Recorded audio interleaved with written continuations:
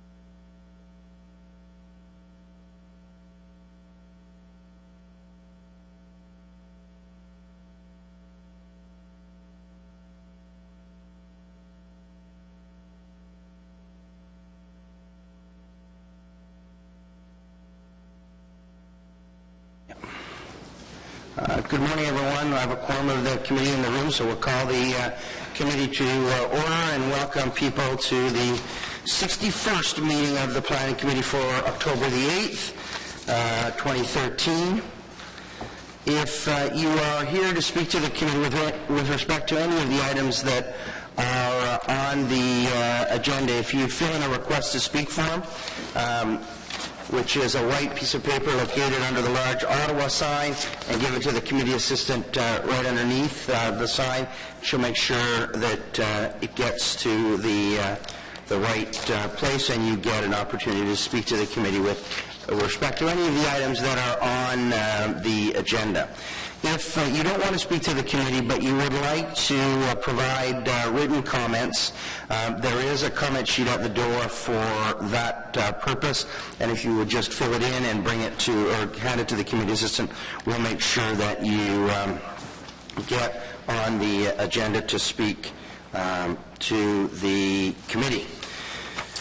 Now, this is a public meeting to consider the proposed comprehensive official plan and zoning bylaw amendments listed as items 2 on today's agenda. For item 2, only those who make oral submissions today or written submissions before the amendments are adopted may appeal the matter to the Ontario Municipal Board. In addition, the applicant may appeal the matter to the Ontario Municipal Board if Council does not adopt an amendment within 120 days of receipt of the application for zoning and 180 days for an official plan amendment. Une feuille de commentaires est disponible à l'entrée pour toute personne désirante soumettre des commentaires écrits concernant les modifications. So there is a comment sheet again at the door if you'd like to fill it in and wish to submit any written comments. So, members of committee, we're going to go through a consent agenda and see if we can resolve through. I'm going to ask if there are any declarations of interest. I have an interest, unfortunately. And I will read my declared deemed pecuniary interest in Planning Committee Agenda 61, Item 1, application to demolish 207, 209 Murray Streets and portions of the former Our Lady School, 287 Cumberland Street to stabilize its south and west walls. As I am the subject of a defamation action by the applicants, and the pecuniary interest would apply if one was found to exist, would be the potential damages and legal fees that I may be required to pay in the event that the action proceeded. Although my solicitor does not believe that I would be found liable, and indeed that the action may very possibly be frivolous, there is case law suggesting that this may be a sufficient pecuniary interest in all of the circumstances. So I am declaring that interest. I will not participate in the discussion and the debate, and I will leave the room as required. So that is my interest, exciting as it is. Confirmation of minutes. Minute 60, the 24th of September, 2013. Carried? Okay. Councillor Harder will assume the chair for item number 1. We'll go to, because we're going to come back to that, it has speakers to it. We're going to go to item number 2. Community Design Plan, Environmental Management Plan, Infrastructure Servicing Studies, and Update Official Plan Amendment for Phase 2 area of the East Urban Community. We noted we only have one person registered to speak to the committee with respect to that item. Mr. Bisson. Is Mr. Bisson here? Mr. Bisson is not here. Okay. Is there anyone else in the audience who wishes to speak to the committee with respect to item number 2? No. Now, Councillor, you have some staff-generated technical amendments that need to be cleaned up. That is correct, Mr. Chair. Whenever you want me to read them. Yeah, if you want to do them now. Sure. So the first one is basically, it deals with the infrastructure servicing study update, and it's be it resolved that Planning Committee move that the technical amendment to replace the incomplete version of Document 4 with the correct version of Document 4, which is now held by the committee coordinator, be it further resolved that pursuant to the Planning Act, subsection 3417, no further notice be given. And the next one is with respect to this community design plan. Whereas the report recommends approval of the document 2 East Urban Community Design Plan for Phase 2, and whereas staff have had ongoing discussions with the affected developer over the text of the document, and whereas staff see merit in further clarification, be it resolved that further changes be made to the text of the Community Design Plan, Section 4.1.4, Paragraph 2, and replace, in addition to meeting all of the requirements of the CDP subdivision site plan control and zoning applications must be accompanied by the following with, in addition to meeting all of the requirements of the CDP, the following must be provided prior to subdivision registration or must accompany zoning applications. Be it further resolved that pursuant to Planning Act, subsection 3417, no further notice be given. Okay. And someone from staff will tell me those are all just technical changes. Yes, Mr. Collins is nodding his head for the record. Okay. So, members of committee, are those motions carried? Carried. On the item, then, is it carried? Carried. Carried. Excellent. Okay. Item number 3, we have a number of speakers, so we're going to hold that and come back to it. Item number 4 is cash in lieu of parking, 258 DeRocher Street. I thought we were done with cash in lieu of parking. I know you do. I thought we were done with it, though. It just gets Yeah, okay. So there is one speaker, Mr. Freeney. You agree with the approval, and I'm sure you're going to tell me subject to Councillor Hobbs's motion. Yes. Going to be good when we don't have to do this anymore. You can all go to the Committee of Adjustment and fight it out, right? So, Councillor Hobbs is moving that the total cash and lieu parking payment move from $39,000 to $1,500. And Mr. Freeney, you agree with that? Okay. Is there anyone else in the audience who wishes to speak to the committee with respect to cash in lieu of parking at 258 DeRocher Street? Nope.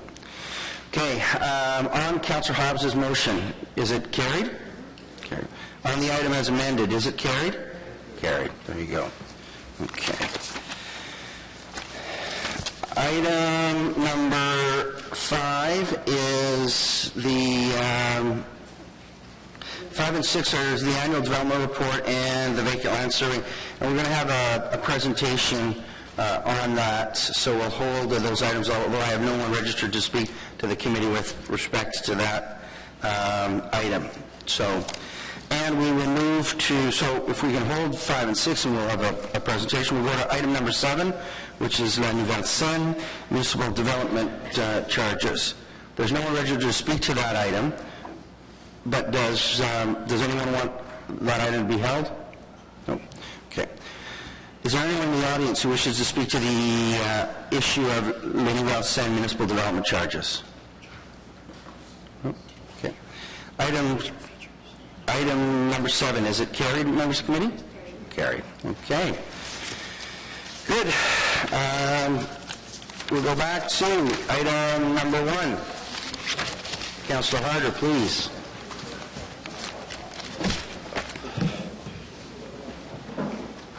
And there are your speakers. Just 2? Just 2.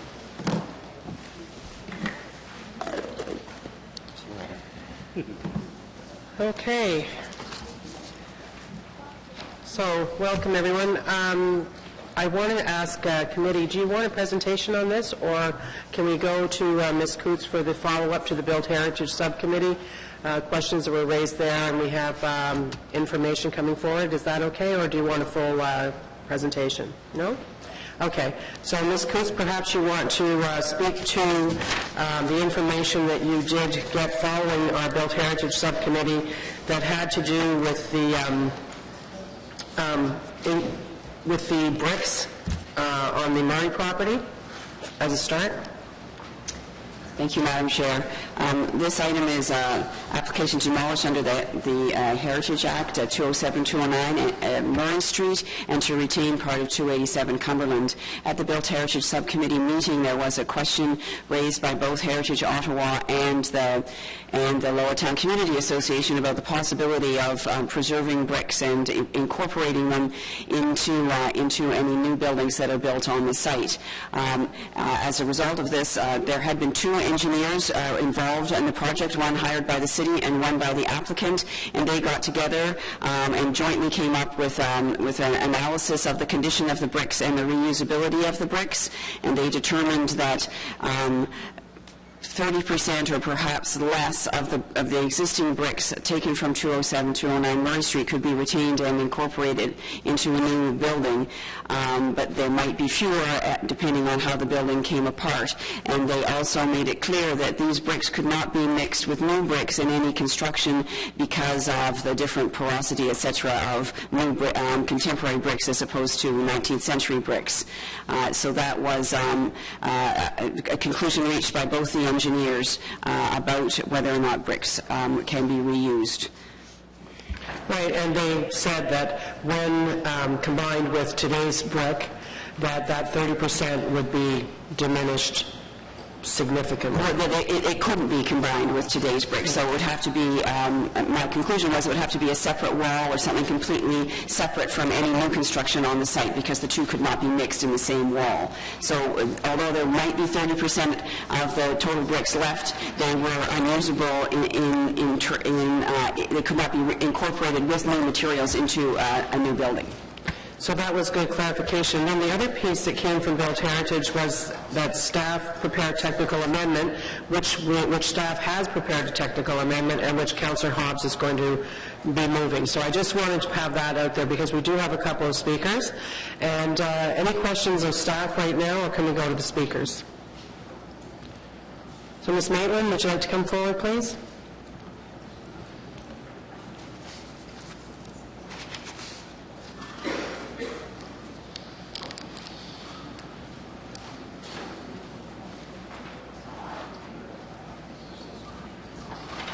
Welcome. Thank you. Thank you, Madam Chair and councillors, for the opportunity to speak to you today. And I would like to preface my remarks by saying how much I appreciate the Built Heritage Committee and this committee championing demolition by neglect, specifically aspects of the new property standards bylaw which will protect heritage buildings. I think we're working our way through some of the sad cases. It's unavoidable, and I'm really hoping that 2013 is the year we turn the corner on this one. So we support the retention of the two facades of Our Lady School building, and we urge that every effort be made that the proposed stabilization is successful, and I'm very confident, listening to what we've heard from the two architectural firms, that it's in good hands. We reluctantly accept the explanation offered at Built Heritage Subcommittee about the quality of the brick at 207-209 Murray Street. And don't suggest that we don't do anything terribly heroic with it. They simply has to be demolished. But we urge that the heritage overlay be retained with the intention that no structure be permitted at these two sites that would be larger than these buildings. We understand that there will be an application coming forward under the Ontario Heritage Act for new construction at such times as these properties are redeveloped.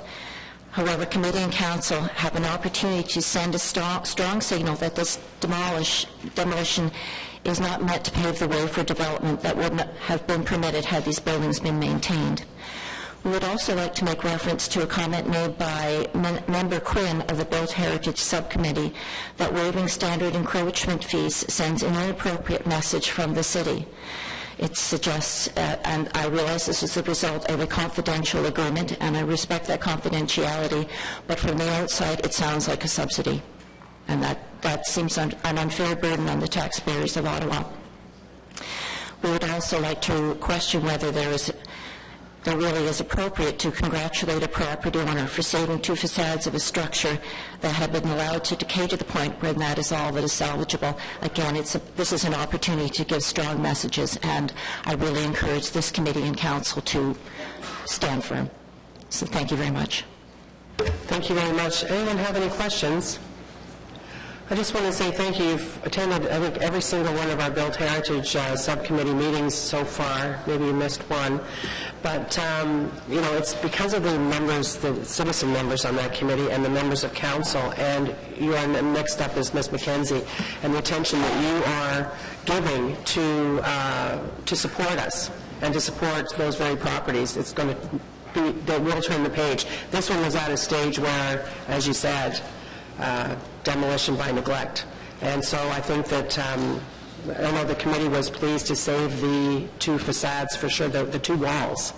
And I think that at the Built Heritage Committee, for the information of committee members, I think it was Ms. Coots that said that she is not, as far as the heritage overlay goes, that she's not going to, she needs to look at, do you want to just say what you're going to say? Because I can get it out, but it's not I'm sure you're doing a great job. But no, my point on the heritage overlay is the heritage overlay restricts replacement buildings to the size and form of what is currently on the site. But when an application comes in on this site, we wouldn't, the heritage overlay applies, but if it were an imaginative design that one story at one part of the building protruded above the heritage overlay, we wouldn't want to be, I mean, we would want to be able to look at that design seriously and encourage the applicant to go through the Committee of Adjustment for appropriate relief from the provisions of the heritage overlay if that resulted in a building that was a benefit to the Heritage Conservation District. I think what the community is concerned about is something that comes in that's taking down the Murray site, for example, and knowing the height of that, and then coming in with something that's like 18 stories or something.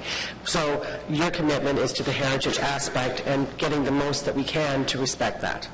That's correct, and the commitment is to, for any new development, to follow the guidelines that are contained in the Lower Town West Heritage Conservation District study, which wouldn't support height on this site anyway. Okay. Thank you. Thank you very much. Ms. McKenzie? And I think that's all the speakers that I have registered. John Cook's here? There you are. Same seat as last time. Welcome. Thank you. Members of the committee, Ms. McKenzie from the Lower Town Community Association Heritage Committee. Once again, Lower Town faces the losses of 2 buildings in our Lower Town Heritage Conservation District, both victims of demolition by neglect. One is going to the morgue, and one is going to go on an induced coma for a couple of years, and we hope the outcome will be what we want. The committee is cheered that the City Council recently passed the Property Standards for Heritage Properties bylaw. It will be a good test of this bylaw to ensure that prior to demolition of these buildings, all building design details and materials are documented so that the heritage attributes can be replaced as required by the bylaw. It is hoped that the Property Standards for Heritage Properties bylaw will be a powerful tool to discourage speculators such as the owners of these buildings who hold, abandon, and neglect heritage properties. I would like to see a bylaw officer with a background in restoration technology hired to proactively enforce this bylaw on a cost recovery basis, even if it is just for an interim time, so that we can get caught up with what's happening in our Heritage Conservation District. I'd like, since we're losing these buildings, I'd like to give a very short obit on them. 207, 209 Murray. This building was built in 1866. Like many of the early workers' houses in Moortown, the residence was designed as a double, where the owner could occupy one half and rent the other half. It is set apart from the earlier workmen's cottages in the fact that it's 2 stories in height, and also by the creative brickwork pattern on its facade. Diachromatic brickwork organized in red and white around the doorways and windows demonstrates a considerable level of masonry flair and artistic detail. The Murray Street House is associated with one of Lower Town's most flamboyant politicians, Napoleon Champagne. 1861 to 1925, he reportedly lived in up to his surname during his decades in municipal and provincial office. Described as effervescent and fun-loving, he was also a man of many talents. He moved from the carriage manufacturing industry to McGill University, where he studied law, graduated in 1898. During his first years as lawyer and alderman, he lived with his father, Seraphin, at 207 Murray. Besides serving the ward as alderman and controller, Napoleon Champlain twice became Ottawa's mayor in 1905 and 1924, as well between 1911 and 1914. He represented the Ottawa East in the provincial legislature. The Champlain Bath on King Edward Avenue is the first municipal swimming pool and was named after in his honor and completed shortly before his death. So there's considerable history, Ottawa history, associated with this building. And then Our Lady's Primary School was built in 1904 on the site of an earlier 1886 girls' school directly across from St. Bridget's Church. It is designated as an English Catholic school for girls, their education and guidance provided by the Grey Nuns. In a world where girls' right to education is still an issue in many countries, Our Lady's School and its 1886 predecessor confirm the progressive thinking that defines Canada. In 1981, Claude Lauzon purchased Our Lady's School. Despite continuing neglect for over 30 years, Our Lady's School is a monument to the early Irish dominance in St. Bridget's Parish and contributes to the historic architecture and fabric of Lowertown West Heritage Conservation District.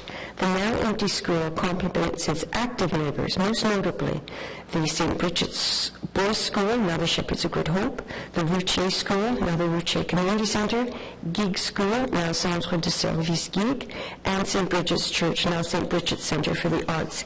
Each of these neighbouring buildings represents an excellent example of the adaptive use of historic buildings. At the Built Heritage Subcommittee, we learned from Mr. Cook, the engineer who will be documenting the buildings, that the building materials from 207 to 209 cannot be salvaged. So we're going to be faced with a vacant lot. And we'd like to see the resulting vacant lot be attractively fenced so that it does not further blemish Murray Street. We also learned from Mr. Cook that while the proposed laser scans will be undertaken to record parts of the building, additional work will be necessary to provide a complete record of the buildings. The subcommittee asked for clarification of the recording methods.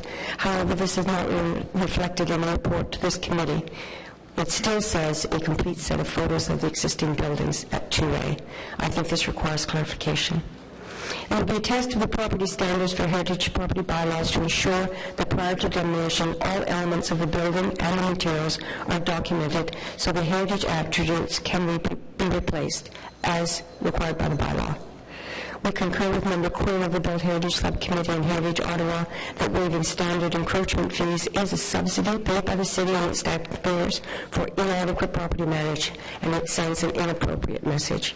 And we also concur with Heritage Ottawa's comments on the retention of the building heritage overlay, and that this demolition is not meant as an opportunity for a larger development than would have been permitted had these buildings been maintained in good repair. Thank you. Thank you very much. And just so you know, I didn't read out the amending motion from Councillor Hobbs, but there is to speak to the first part that you were talking about with regard to the pictures. Yeah. That recommendation is going to be it resolved, the following changes be made to the staff report. That the direction with respect to providing a complete set of photos of the existing building with plans for historical reference arising out of recommendations number 1 and 2A be replaced with the direction for the provision of 3D laser scans and elevations. Okay.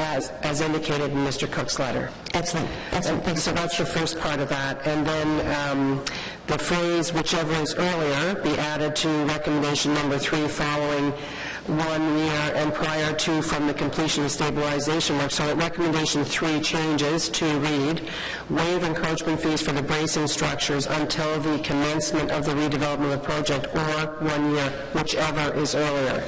Okay?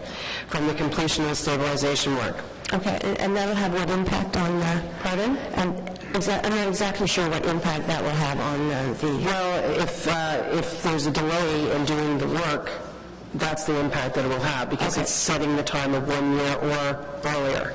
So if the work starts before then then it will be earlier. But the latest it will be is the 1 year. Okay. And then number 3 was that the report be corrected on page 5 in the final sentence of the conclusion paragraph to read, and this is what the change is, waiver of the fee is in the interest of the city and residents and is expressly sought in recommendation 3 of this report. So that, just to let you know that that is the motion that's going to be there. Okay. And thank you very much. Anybody have any questions of Ms. McKenzie? Thank you very much for coming. Okay, thank you. We do have another speaker, and we have Mr. Cook. I don't know why I didn't... You're fine? We're just here for information. Does anyone have any questions of our specialist engineer, structural engineer, architectural engineer, superstar, structural, Mr. Cook?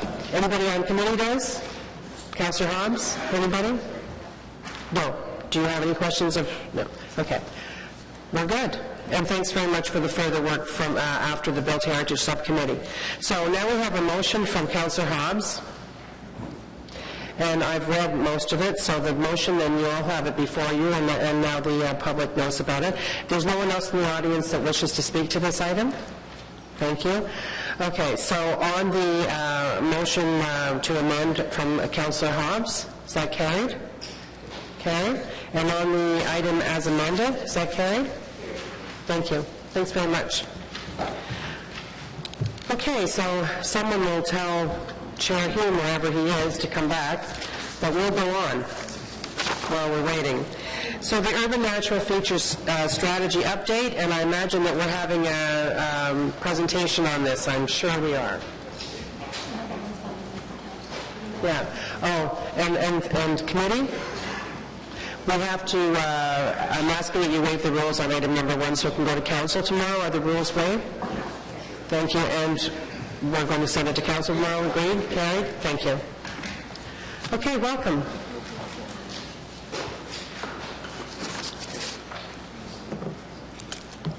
I'm just going to go sit in my own chair so I can see better.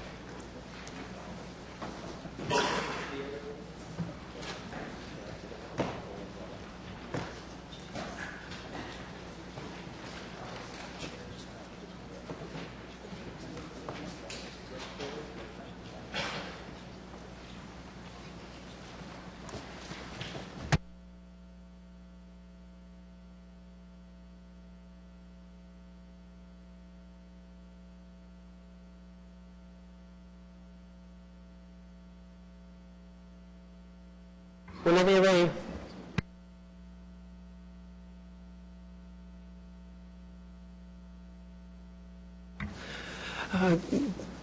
Good morning, Planning Committee, and I would first I'd like to introduce what we're going to speak to today, the Urban Natural Feature Strategy, and with me today is Dr. Nick Stowe, and he will explain the strategy to date and what's been happening, and update you on how we're going forward on this.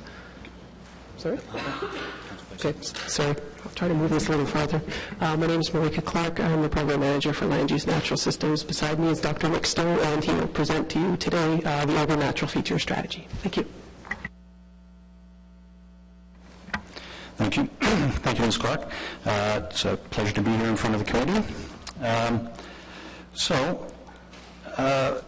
Although this report deals primarily with the acquisition component of the Urban Natural Features Strategy, it is important to remember that the overall strategy concerned more than 1,700 hectares of land within an urban green space network of more than 15,000 hectares.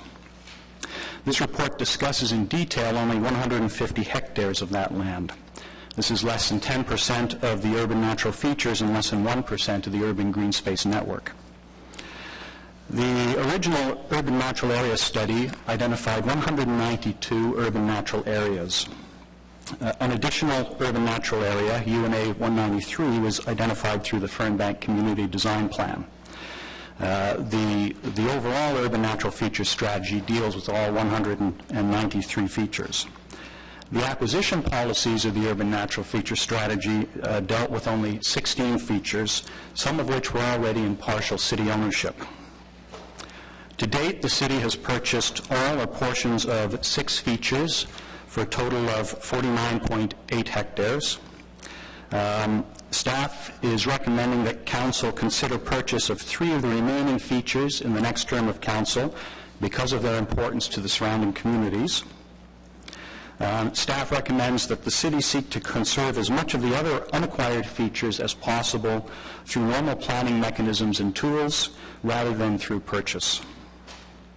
Fortunately, protection of urban natural areas should not be an issue in the future because of official plan policies that require conveyance of natural areas to the City in any future urban expansions, including those that were approved through OPA 76. This table summarizes the status of the 16 urban natural features that were originally identified for, targeted for purchase. The top 7 urban natural areas have all been acquired in part or in whole. 2 of them, the Cardinal Creek Valley and Pool Creek Corridor, are almost entirely hazard land, which does not require acquisition by the City. The City already owns substantial portions of the next 3 features, the Fernbank Wetland, Wayland Park, and Notre Dame des Champs Woods. And we are recommending 3 features for purchase: the Armstrong Road Woods, the core of which the City has an option to purchase by 2015 at an acceptable price; Shea Road Woods, which would be the only substantial natural area within the developing Fernbank community; and Rocknall Park, or Nantes Woods, which is the only natural area within its community and which supports a school outdoor education program. Staff do not believe that the ecological and social values of the remaining urban areas justify the cost of acquiring them.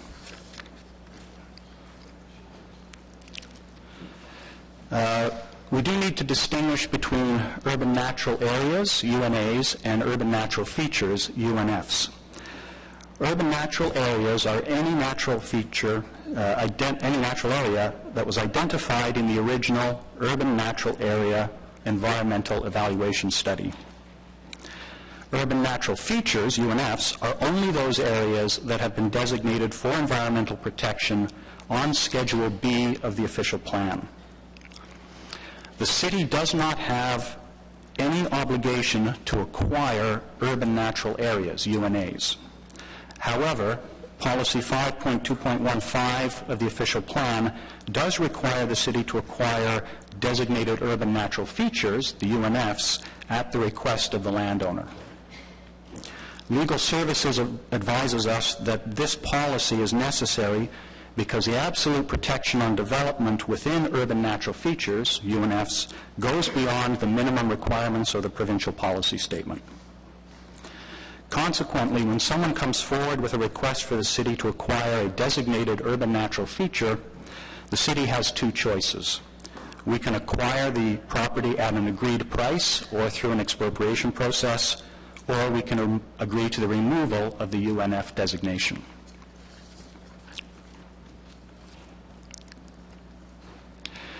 The recommendations of this report would fulfill our official plan requirement with respect to these 16 features, and particularly the urban natural features. So 10 of the priority urban natural areas are designated on Schedule B as urban natural features. We have acquired part or all of 6 of them. 2 of the remaining features, urban natural features, are covered by a Memorandum of Understanding with the Riverside South Development Corporation. As part of that MOU, Council has agreed in principle to the removal of the urban natural feature designation from UNA 99, which was the Spratt Road Woods, and Council has an option to acquire the core area of UNA 100, the Armstrong Road Woods, and it's agreed in principle to the removal of the urban natural feature designation from any unacquired portion of that feature. That leaves 2 designated urban natural features to be resolved, and they're included in the 3 properties that staff are recommending for acquisition in the next term. Here's a very quick look at what these recommendations would mean. West of the Rideau River, 5 of the high priority features are already substantially protected from development. 1 of them is recommended for acquisition. That's the Fernbank property in the center. and 2 would remain at risk of development. Dr. Stoll, could you actually point those out? Yeah, the colors don't show up very well. So the blue circles are the properties that are substantially or completely protected.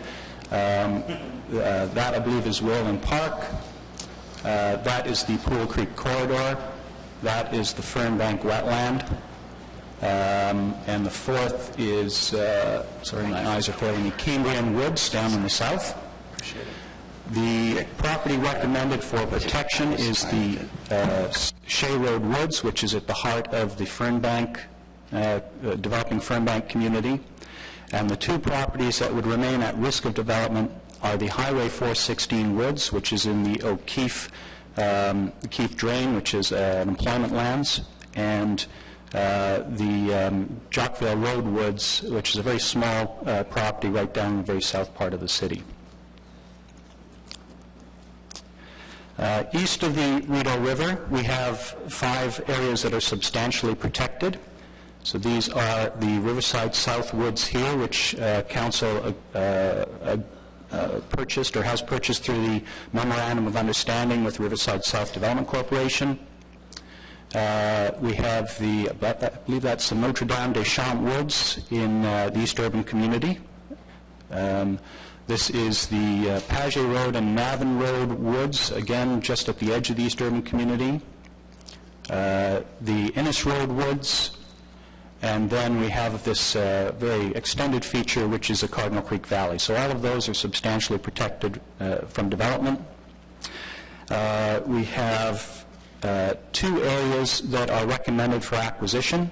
We have the core area of the Armstrong Road South Woods in the Riverside South community, developing community, and we have Nantes Woods, Rocknell Park, Nantes Woods in the Cumberland community, East Orleans.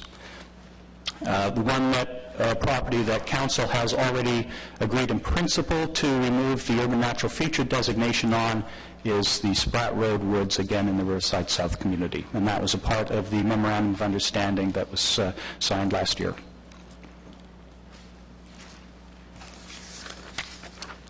So you might be wondering why your natural system staff are not recommending that we pursue all of the remaining high priority areas.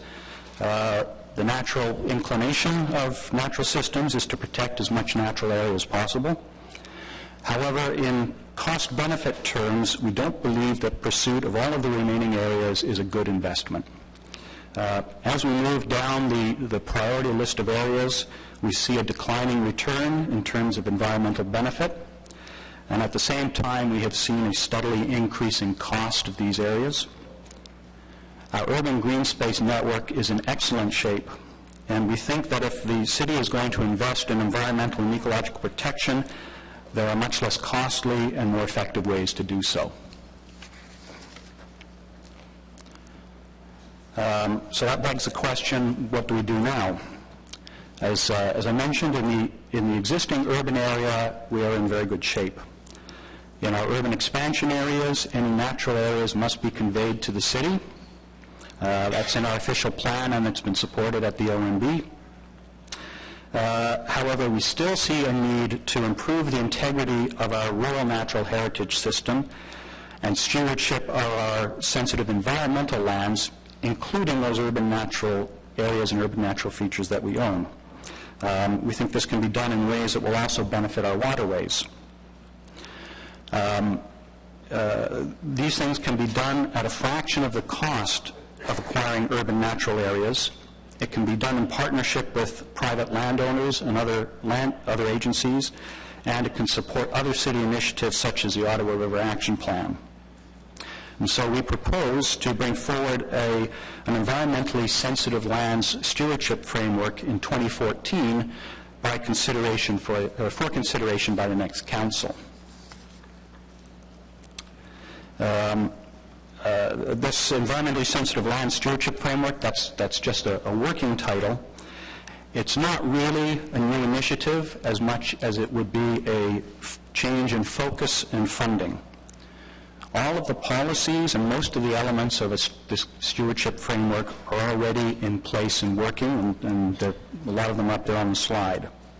What we would like to do is refocus our investment in natural systems on the most cost-effective measures. So measures that would complement other city objectives such as subwatershed planning, watercourse protection and rehabilitation, source water protection, forest management, the integrity of our natural heritage system. Plus, we know we have willing partners who can bring substantial matching funds and resources to the table. We know we've already had many discussions with the Nature Conservancy of Canada, with Ducks Unlimited. There are land trusts that we can work with, and we think there are even opportunities to work with the development industry around some of their requirements under the Endangered Species Act. So we think this proposed shift in focus is a natural and a positive evolution of Ottawa's environmental commitment. Thank you, Mr. Chair. Thank you. Other questions from members of committee? Councillor Carter? Mr. Chair, I will have a question of staff, but I think maybe we should listen to the delegations first, and then we'll go question. It's okay with that? Sure. Do you have questions on the presentation that may help the... Okay. Thank you, Mr. Chair. Mr. Stowe, thank you very much for your presentation this morning. On slide number 5, if you can go back to that for a minute. No. So I'm 3, 4, 5. This one? Yes. In terms of the acquired, you've said there's 6 features. Agreement with Riverside South Development, you've mentioned those 2. You're mentioning unresolved. There's the 2, Sherwood and Nantes Wood.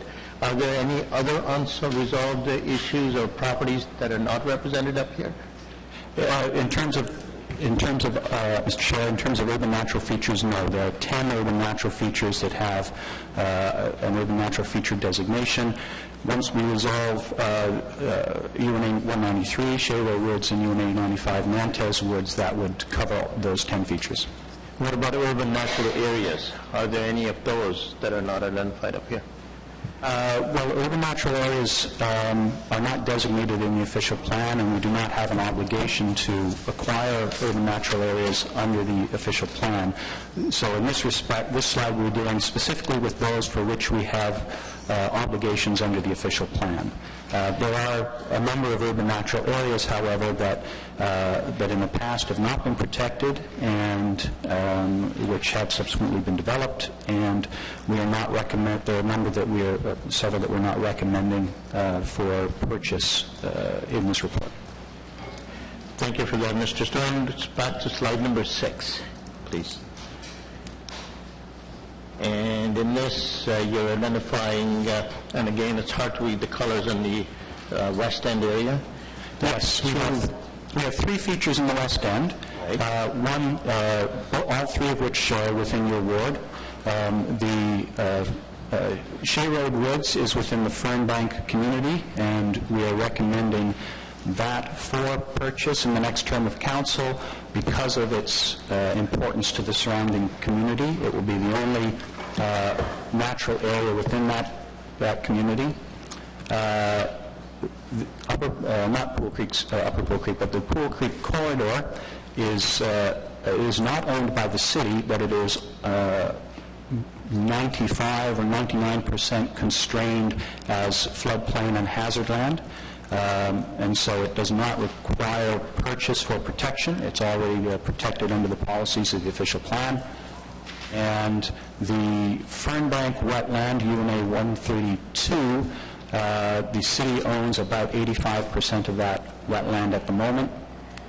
It is not designated as an urban natural feature, and there is a portion of it, the little portion in orange there, for which there is currently a development application. So that would be the other 15% that is not That's under correct. city's ownership in terms of the Fernbank wetlands. Yes. Thank you very much, Mr. Stowe. Thank you, Mr. Chair. Okay. Are there any other questions from members of committee? Okay, we will go to delegations now. Penny Thompson, is Penny here? Come on up, Penny.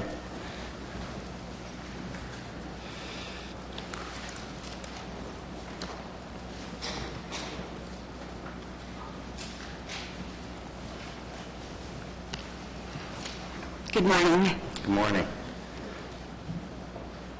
I'm here today as the chair of the Environmental Stewardship Advisory Committee, and we've carried a motion, and I would like to read that motion now. It is as follows: that the Environmental Stewardship Advisory Committee, ESAC, endorse the staff recommendation to purchase 3 urban natural features: Armstrong Road Woods, Shea Road Woods, and Rock Knoll Park. Further, that the ESAC encourages the city to purchase the remaining features, and that the ESAC supports staff in the development of the environmentally sensitive land stewardship framework. Thank you. Okay. Are there any questions for Penny? No? Good. Penny, thank you very much for coming. Faith Blanquier. Faith, if you want to come up.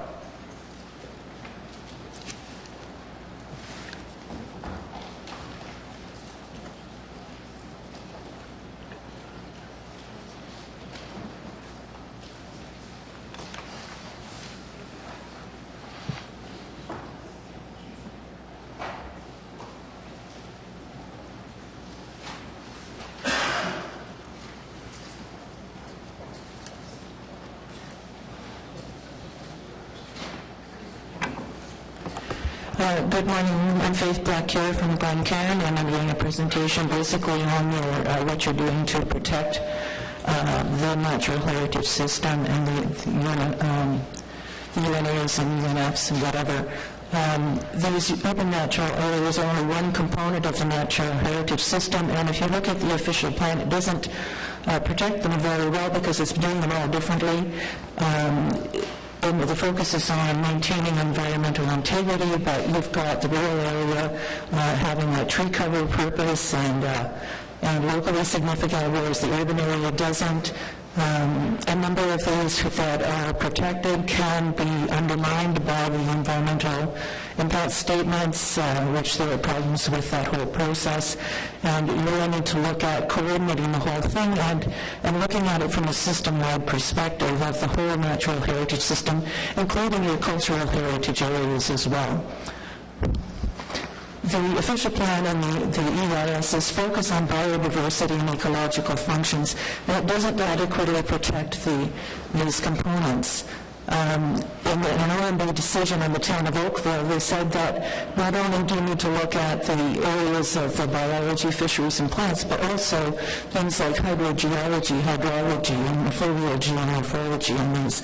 And that you can't just look at them as little pockets of green mulch that have been fortunate enough to survive in the urban landscape. That you need to have a systems approach when you're delineating the boundaries and identifying these areas. Lands with development constraints need stronger policies. Most constrained lands are omitted from consideration, for example, floodplain. These UNAs are primarily woodlands, and they're not distinguishing those with wetlands. Like the Fernbank wetland is a very, very wet wetland, and yet part of it is going to be allowed for development if you don't protect it. The acquisition is focusing on saving these woodlands, and it seems to be focused on turning them into parks.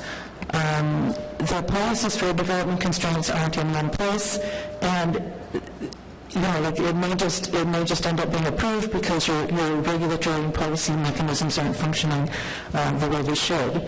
The development on Fernbank, there's an application, and now it has major constraints. Some non-developable lands are being given conservation easements, like the area south, the whole Fernbank wetland itself. Actually, you would not be able to walk in most of it. The city doesn't have to acquire the land when it's in the public interest to protect it.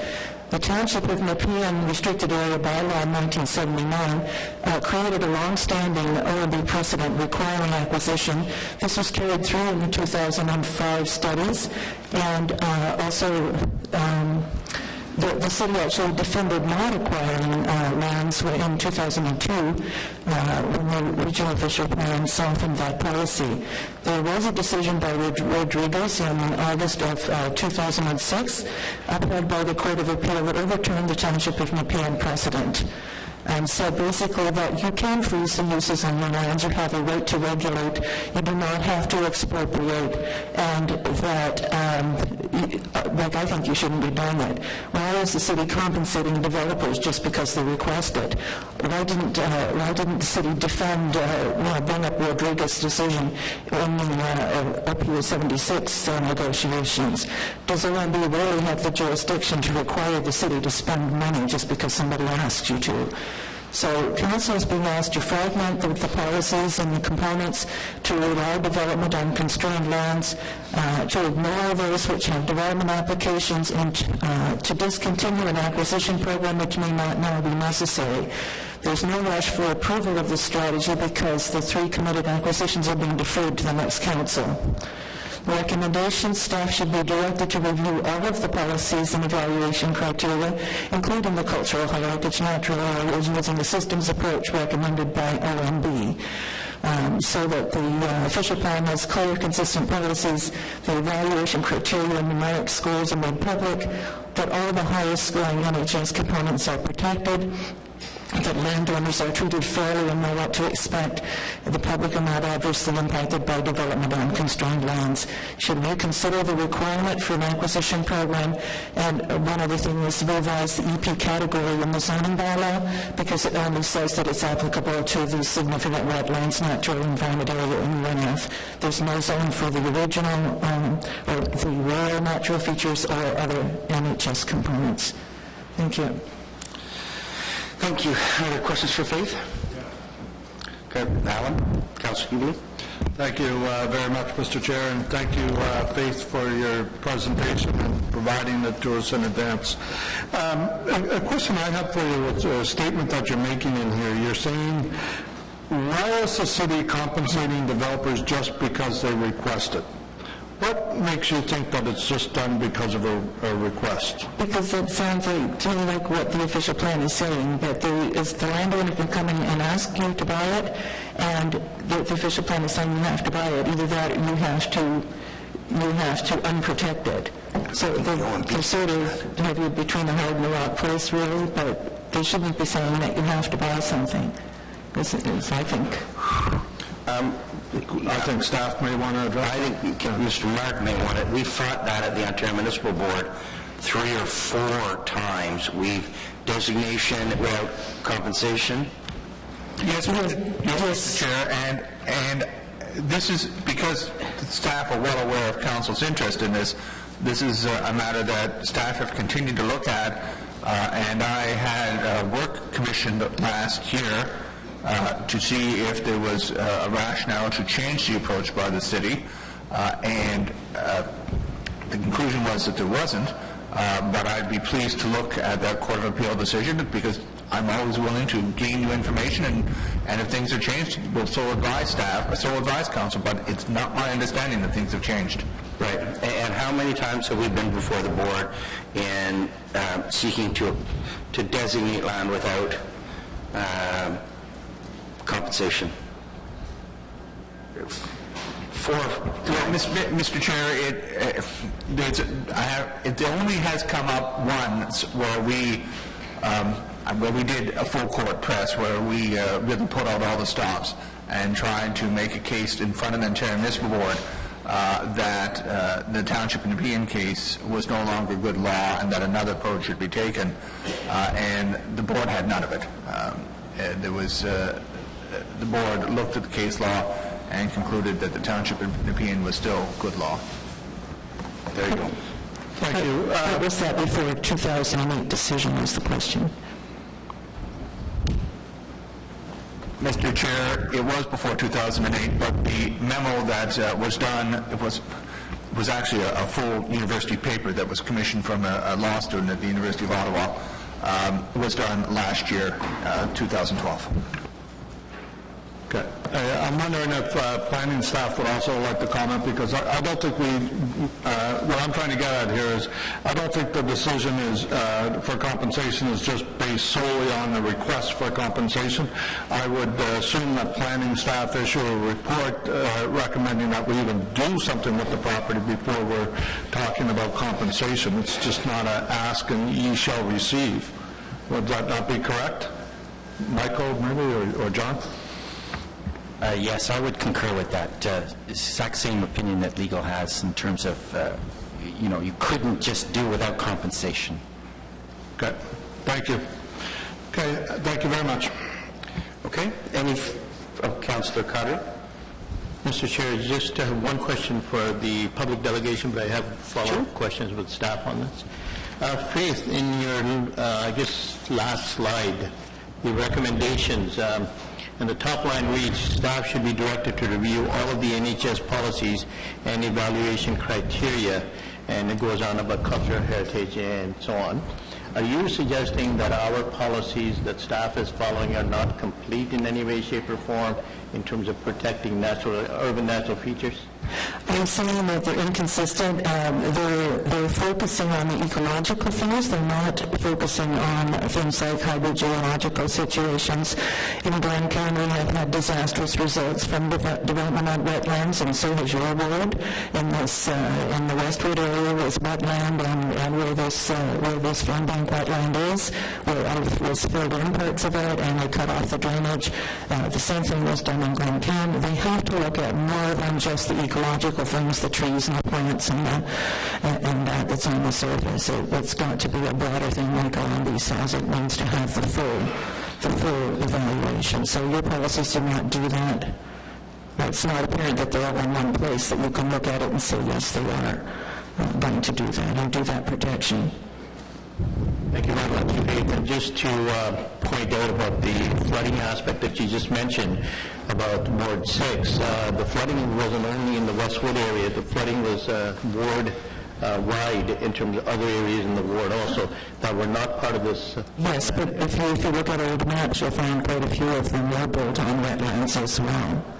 So this is partly why you're having problems now. Anywhere in the city that has high groundwater levels, that was former wetlands, it may have problems. Like even Preston Street is having groundwater problems because it was built on Dow's Lake Swamp. Thank you for that, Faith, and thank you for your presentation. Mr. Chair, can I just ask staff a follow-up question? Sure. Are we finished with Faith? Yes. Are there any other questions for Ms. Blanquer? Thank you very much for your presentation.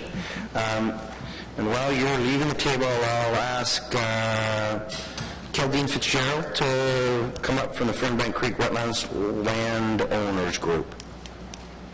So why don't you ask your question, Councillor? Thank you, Mr. Chair. And Mr. Stowe, just coming back to the comments that were made by the public delegations, would you have a response to that? Yes, Mr. Chair. The city does follow a systems approach to natural heritage system identification and protection. We have a very complete and effective suite of policies in the official plan. That's been recognized, in fact, by the Ministry of Natural Resources, which has had city staff make presentations to its staff on how we have been implementing the natural heritage system planning.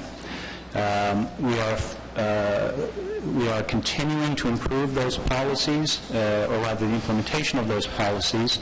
In the current comprehensive official plan review, for example, we are bringing forward recommendations related to the identification of natural linkages in the rural area to further strengthen our natural heritage system.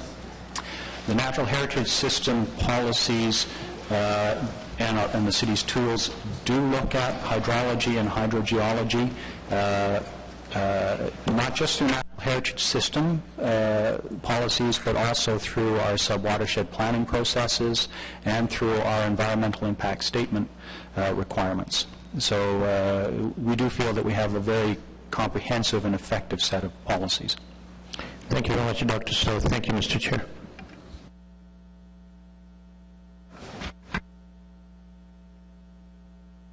So I'd just like to follow up on Councillor Cadre's question to the previous delegation, but the question would be to staff.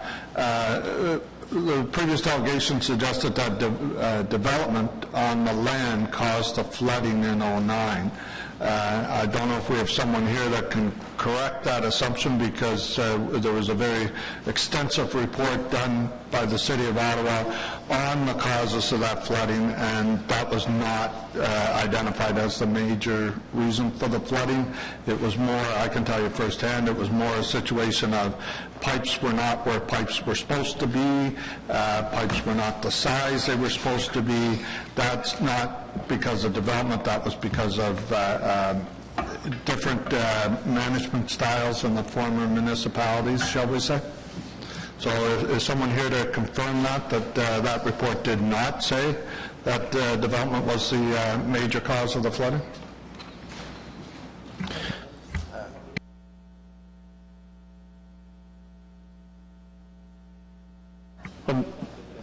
Mr. Chair, I can confirm that certainly there was an audit done that we were involved with directly, and certainly there was a series of events and a series of infrastructure that caused it, so certainly that certainly is my recollection.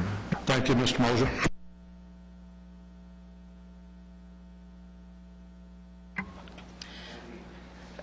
Good morning, and thank you for hearing me. I'm Geraldine Fitzgerald. I live on Elm Crescent in Stittsville, at one of the low points on a proposed development for a piece of land that you have so far chosen to not purchase and not protect. I'm going to move in a minute to the next slide because it shows the left-hand slide rather more strongly. The slide on the left up there is from the Mississippi Valley Conservation Authority, and it shows most of the wetland. Let's see if I can go through this. Sorry, I'm not familiar with PowerPoint. It shows most of the wetland floodplain from fernbank wetlands. Now, you are protecting and have obtained quite a lot of the fernbank wetland, and you are protecting or supporting the protection of Pool Creek. This bit of land here, where it's all blue, connects the two.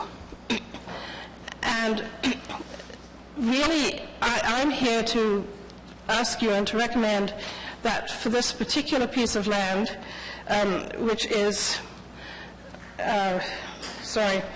being billed as Cypress Gardens 3, and there is an application outstanding on it, should be held back. Please don't rule against it right now. It's 6.8 hectares. Not quite half of it, or around half of it, is very wet land. As you can see from the slide at the top there, that is a friend of ours wearing hip waders. The measured depth of the water there is 18 inches. If you Google it, you'll find it looks dry, but most of the time, believe me, it's at least 18 inches deep. And this is quite a wide area. Up to the left of it, as Faith has said, you have good wetland with trees that rarely grow in this part of Ontario, trees that are over 100 years old, which I think you are sort of protecting. But it's really important. It doesn't make sense to protect the fernbank wetlands and the Pool Creek watershed, but not what takes the water between them.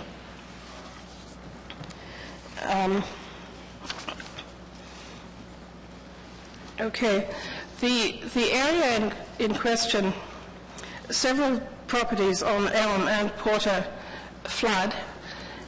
We personally have not flooded much except when the power went out in our basement, but in the 2009 event we had a foot of water, and obviously we're no longer covered by insurance.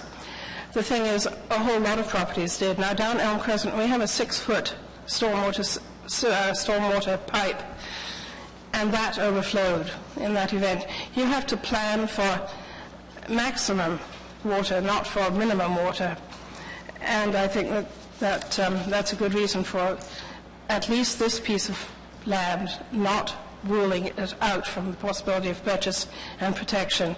The wet part of it is currently protected. The other part is not.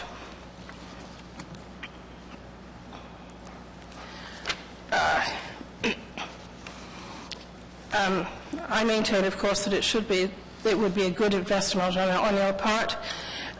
It's not a park like the Water Management Pond, which is a soccer park across from us, or the similar one behind in the Westwood Estates. But it would be an excellent natural feature park where kids can come and learn, and adults about it, about wetlands and about trees. A nice little walk could be put, and it could be made publicly accessible at the 3 points, which are currently too wet to walk in.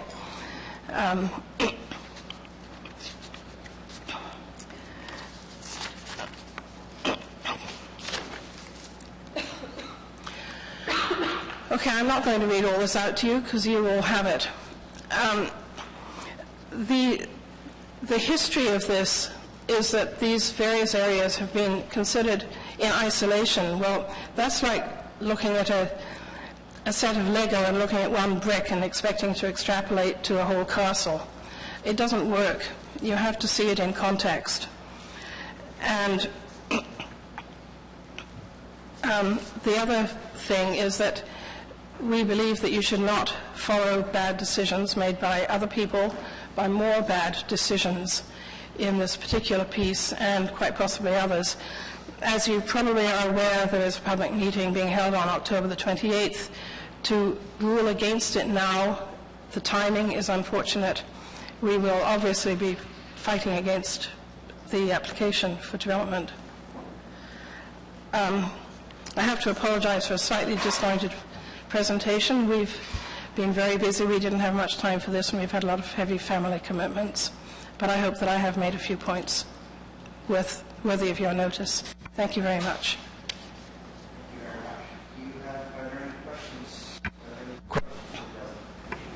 Councillor Codry. Thank you very much, Mr. Chair, and thank you very much, Ms. Fitzgerald, for this morning's presentation. You mentioned on one of the pages, I think it's the last page, that the development review process is inadequate to protect UNAs. What exactly do you mean by that statement?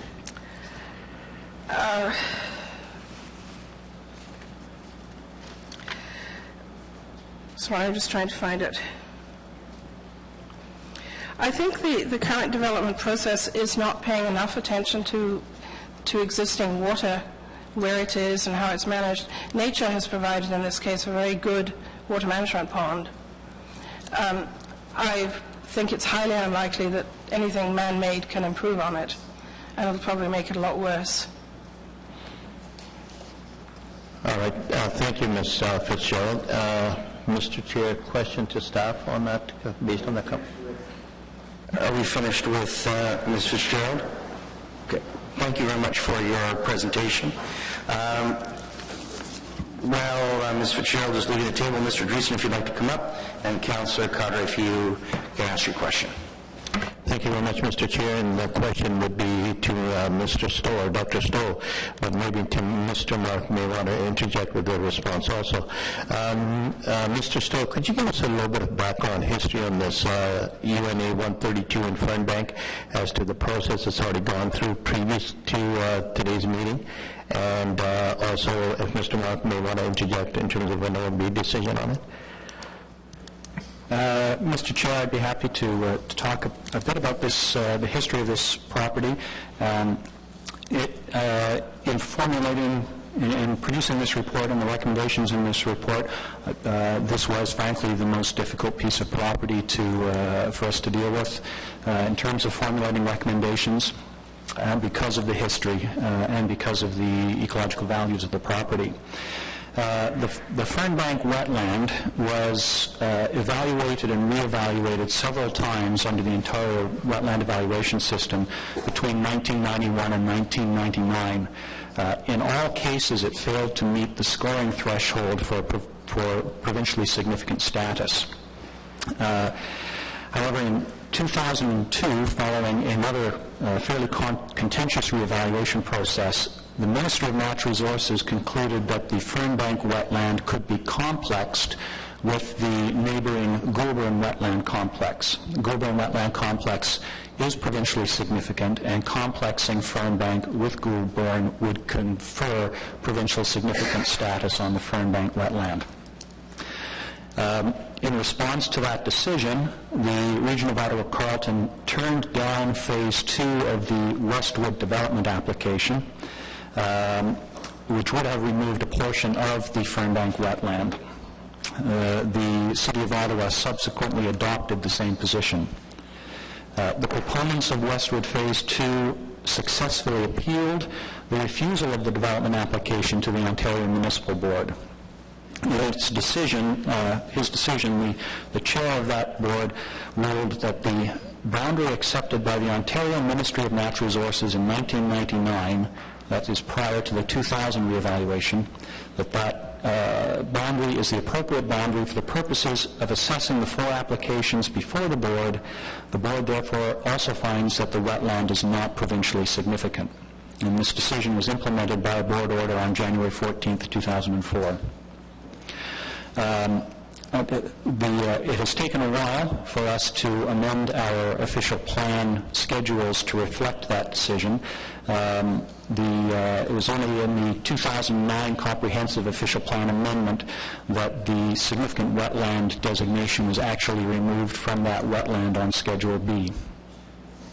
There's also a small portion of the property at 6279 Fernbank Road that is still incorrectly zoned environmental protection.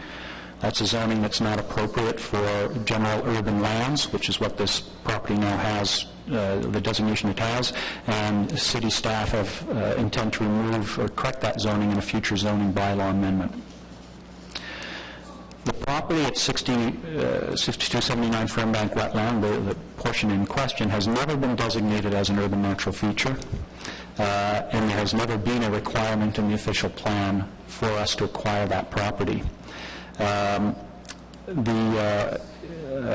It was identified as a priority area for acquisition in the original Urban Natural Features Strategy report, and representatives of the landowner did approach the City of Ottawa several times in 2010 and 2011 with formal requests that the city either acquire the property or allow a development application to proceed. Staff from Land Use and Natural Systems, and primarily me, looked at the situation, and we noted, first of all, that the city did not have sufficient acquisition funds to acquire this property. Plus, we considered that the development constraints on the property were so substantial that it was unclear if development of the property was technically or economically feasible. And based on that, we advised the program manager for planning and growth management that we did not think, we couldn't recommend pursuing the purchase of the property at that time. The owner has subsequently submitted a development application and a rezoning application. Both of those applications are currently on hold due to major concerns regarding drainage, grading, and environmental protection. And there's a public meeting scheduled for October 28th, 2013 under the planning process. So there are really two aspects to it. One is the urban natural features strategy. Should we be acquiring it under the urban natural features strategy?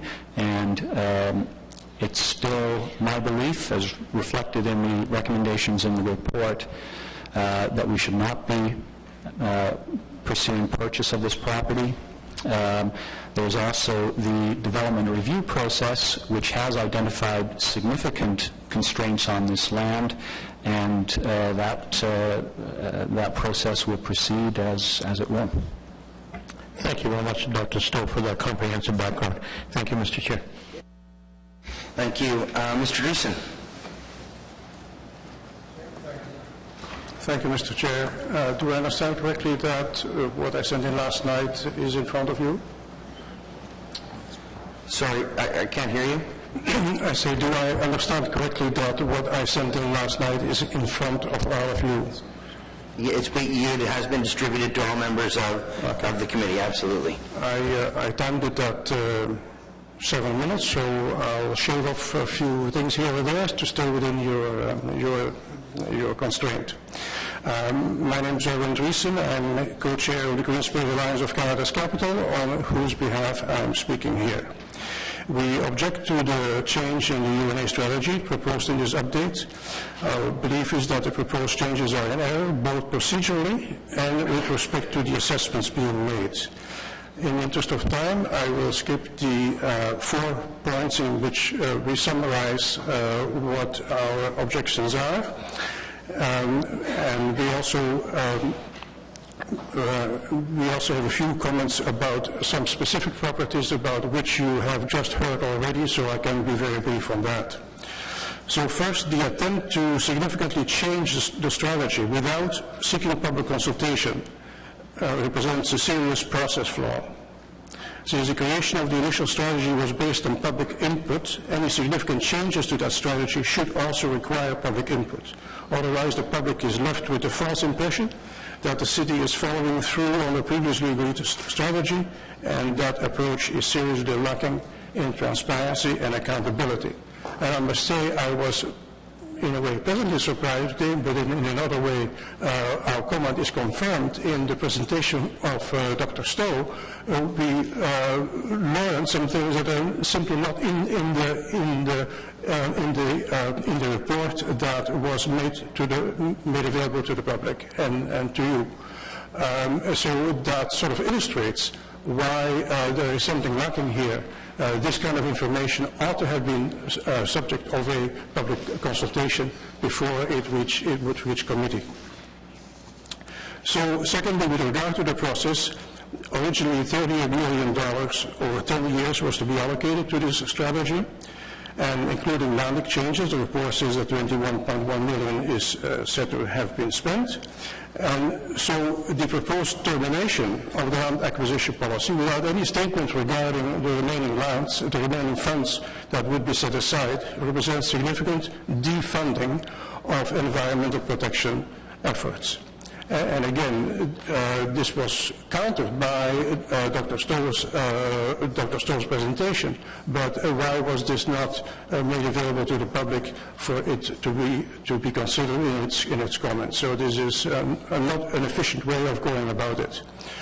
So the validation of the recommendations made by staff, as we found them in the report, is incomplete or debatable. One point of significant concern is the comment in the report that many areas within Ottawa now have, quote, some form of protection.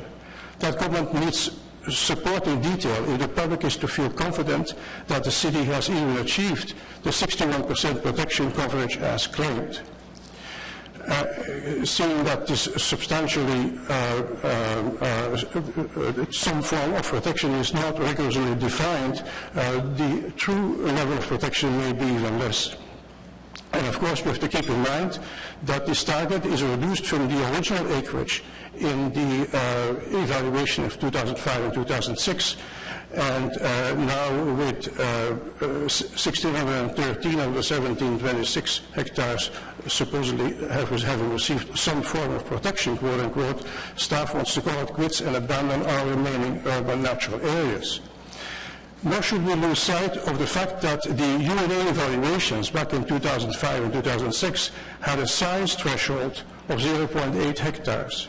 There are quite a few spots, Mr. Chairman, in town that are less than 2 acres and are very much valued by local communities. They should not be abandoned either. In addition, the report provides no evidence of an analysis of the possible effects of Ottawa's natural heritage system that would come from abandoning the remaining natural areas. The information provided suggests that the assessment was limited to financial concerns and making sure that the natural area is available within 400 meters of people's homes. That's incomplete because it minimizes the importance of urban natural areas in terms of wildlife habitat and watershed value. Likewise, in document 2, there is an analysis of alternative funding options and protection mechanisms, which are considered in several instances to have potential on a case-by-case basis. Well, the report then does not take the next step and offer an assessment of how they could be applied to the remaining UNAs, which this update seeks to abandon.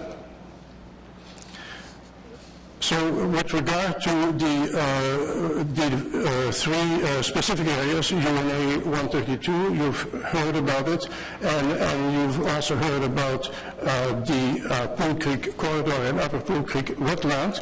So I can be very brief and just say that in all three cases what we have here is that the city owns and has protected part of these features.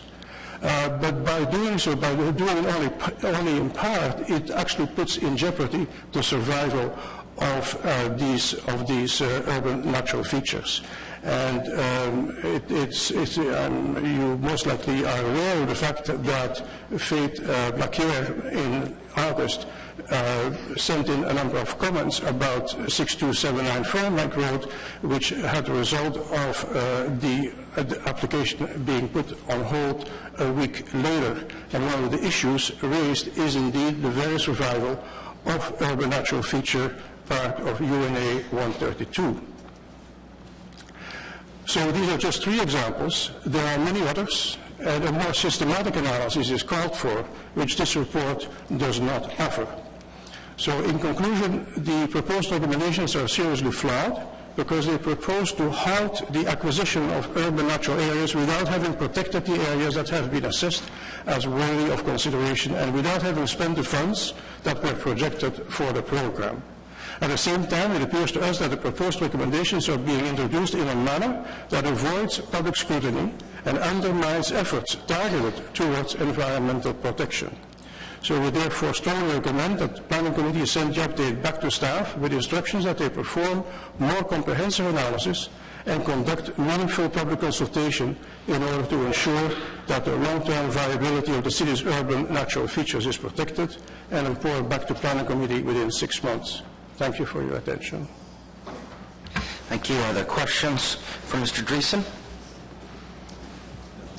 No, Mr. Dreesen, thank you very much for your presentation. Is there anyone else in the audience who wishes to speak to the committee with respect to item number 3? No? Okay. I'm going to close the public hearing portion of the meeting and turn the recommendations back to that committee, and I'm going to wonder if there are any speakers. Councillor Godwin? No? Mr. Chair, I think staff has done a great job in presenting this file to the committee in terms of the urban natural features going forward, and as the advisory committee, environmental advisory committee's recommendation was to follow those staff recommendations going forward, and I would support those. Having said that, Mr. Chair, the issue that you've been presented with this morning is the 6279 Fernbank, but I think that's a separate issue over and above the urban natural features that we were here to discuss this morning on this policy. Thank you very much. Great. Councillor Harder? Thank you, Mr. Chair.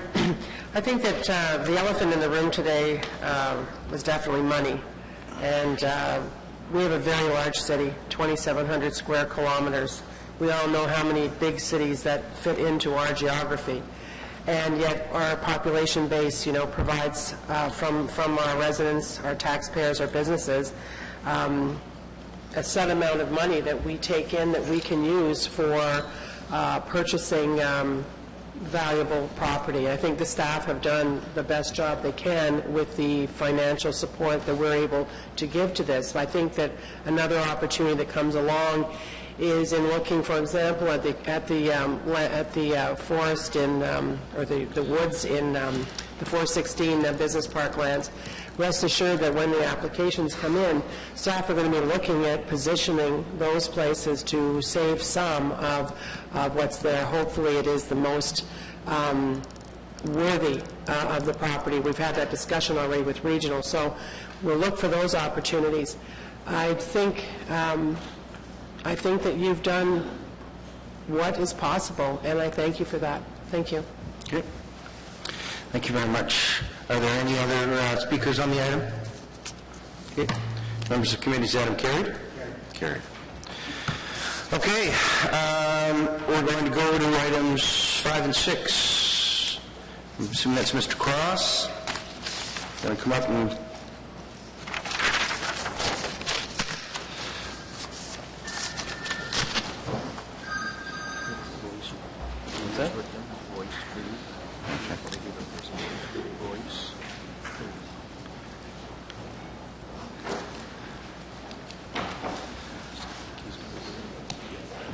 So Mr. Cross, Mr. Fu, you're going to be doing the presentation?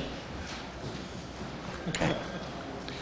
And you can just roll, which one of you is going to be today's talking head?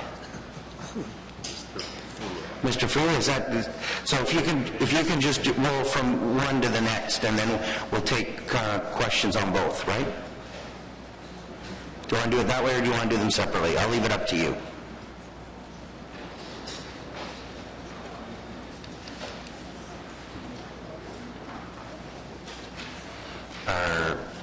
So how do you want to do it? We'll roll through both and then take questions at the end, if that's okay with you? Yep. No. Can't have any more coffee. Hey, Mr. Chair, members of the committee, today you're here to hear a little bit about the annual development report for 2012. Just as a bit of a refresher, since we hear about this only once a year, the annual development report monitors a range of demographic, housing, and economic variables, including several key aspects of the official plan. 2012 data show important trends that support the growth management policies of the official plan. The planning report before you is essentially an executive summary of the annual development report, which will cover highlights of population, housing, retail, office, and industrial sectors from 2012. But this presentation is more brief, and it focuses on planning issues relating to the official plan, specifically projections tracking, housing market trends, and intensification rate. So the population is tracking very close to the official plan projections. The population estimate for mid-year 2012 was just under 932,000. The projection we had for mid-2012 was just under 934,000. So it's a difference of 0.2%. And you can see throughout the past few years, the estimates and the projections have been tracking fairly closely. In terms of the Ottawa housing market trends, when we look at the past 15 years, we see an increasing share of apartments, which can be seen through this magenta area as we go from 1998 to 2012, and a decreasing share of singles for the same time period. In 2012, the share of apartments reached 46.6% of all new housing for that year, and single attached reached 24.9%. So these shares are some of the, we haven't seen housing shares at these levels since for the past 30 plus years. In terms of apartments, we haven't seen apartment shares of 46.6% since around 1974, when the shares of apartments reached 68%. And for single attached, we haven't seen anything below 24.9%, which was achieved in 2012, since about 1978, when it reached 16.6%. And this lines up with the housing trends across the country. For the same time period, when we look at the 6 biggest cities in the country, being Toronto, Vancouver, Montreal, Ottawa, Calgary, and Edmonton, we see an increasing share of apartments and a decreasing share of singles. And we see the same when we look at all cities with a population of 100,000 plus. And even when we remove the 6 largest cities, we see the same trend.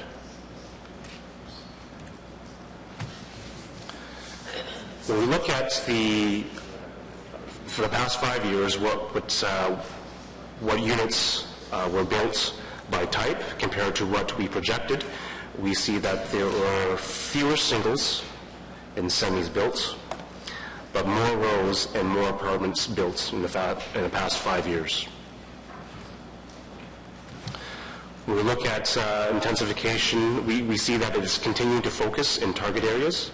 And when we look at just the intensification within target areas, we see that target areas have been taking up 65% of all intensification.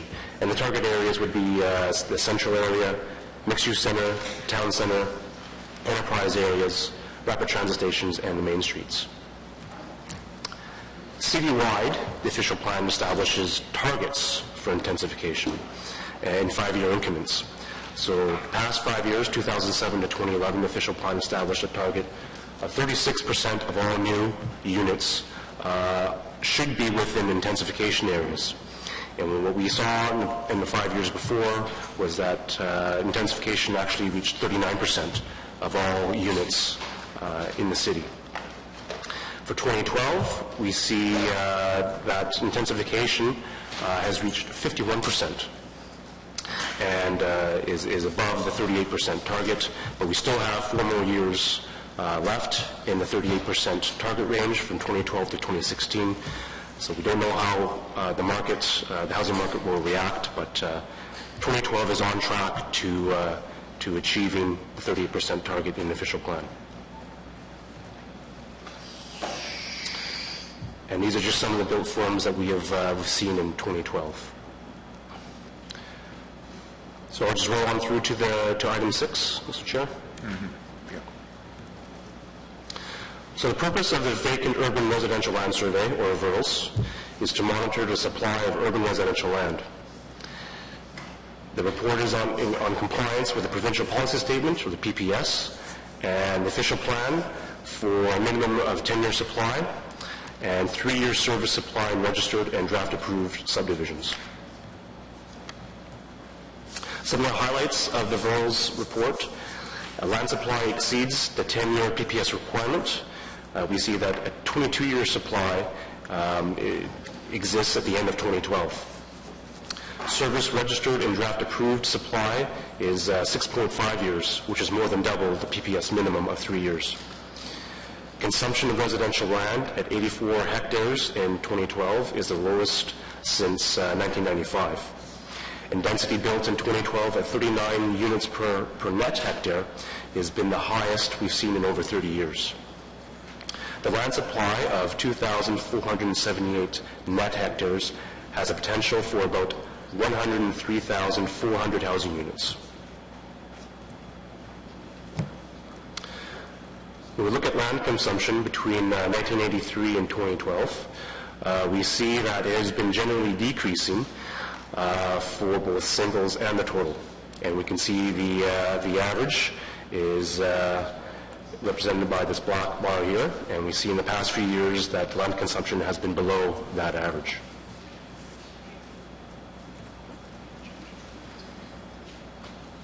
And we'll be pleased to take any questions on either the annual development report or the VURLS 2012. Are there questions for Mr. Fu? No. Wow, okay, there we go. Good. Thank you very much then. Can we receive both of those reports? Received? Okay. I don't think we have anything else to go. So, we do. We have information previously distributed, which is the 2014 Vehicle Growth Report. Can I receive that? Received? Okay. Are there any notices of motion for consideration at a subsequent meeting? No. Are there any inquiries? No. Other business? No. Okay. Then we are adjourned until Tuesday, the 22nd of October. Thank you very much, everyone. Woohoo. Rock and roll.